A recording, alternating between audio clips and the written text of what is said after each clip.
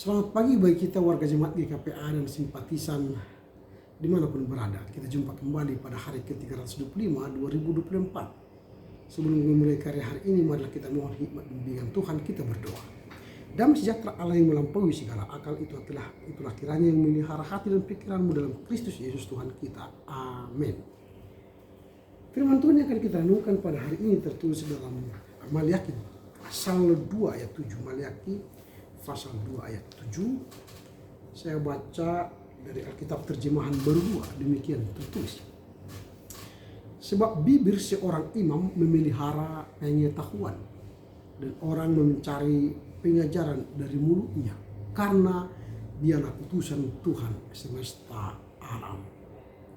For the lips of a priest should preserve knowledge of sacred things, and people should seek instruction from him, because he is the messenger of the Lord who rules over all. Amin. Yang berbahagia mereka yang mendengar serta memelihara kebenaran firman Tuhan. Tema renungan kita hari ini, tanggung jawab besar yang diemban oleh seorang imam.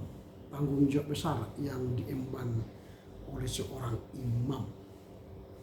Nas hari ini mengingatkan kita bahwa tanggung jawab yang diemban oleh seorang imam, atau dalam konteks kehidupan kita pemimpin rohani, dan semua orang yang dipercayakan kepadanya adalah dia membawa kebenaran firman Tuhan.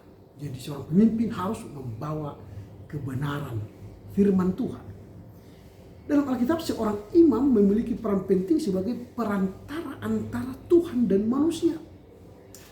Tanggung jawab ini tidak hanya berkaitan dengan ritual keagamaan, tetapi juga mencakup aspek moral, rohani, dan sosial.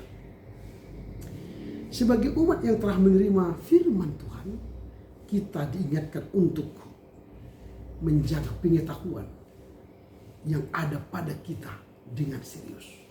Jadi kalau kita orang percaya, kita diberikan pengetahuan, jagalah pengetahuan itu dengan baik. Ini berarti bukan hanya menyimpan firman dalam hati, tetapi juga terus memperdalam pemahaman akan kebenaran firman itu melalui doa, pembacaan Alkitab, Bible study, belajar, dan kehidupan yang mencerminkan atas kehendak Tuhan.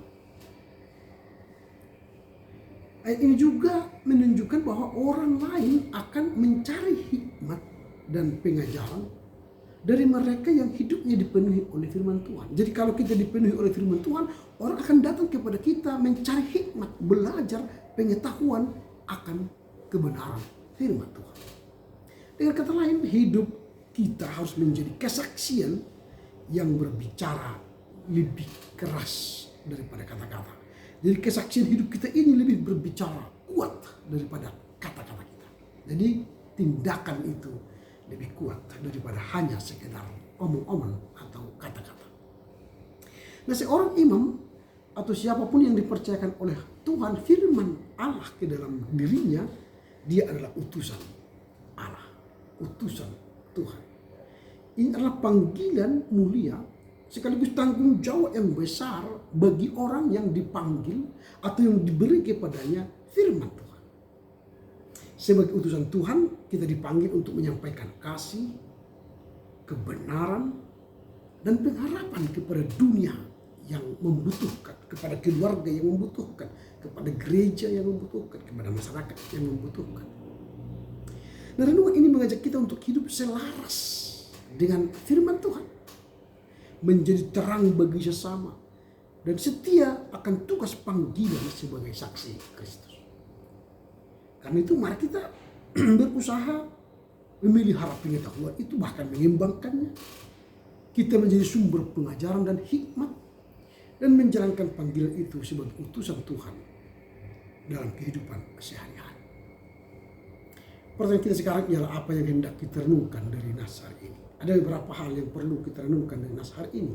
Yang pertama, tanggung jawab pemimpin rohani. Tanggung jawab pemimpin rohani. Kita sebagai pemimpin rohani, sebagai gembala, entah sebagai apapun kita, hendak digarisbawahi bahwa kita punya tugas besar, punya tanggung jawab besar untuk apa? Memelihara pengetahuan yang ada pada kita dan memberikan pengajaran kepada umat dengan baik.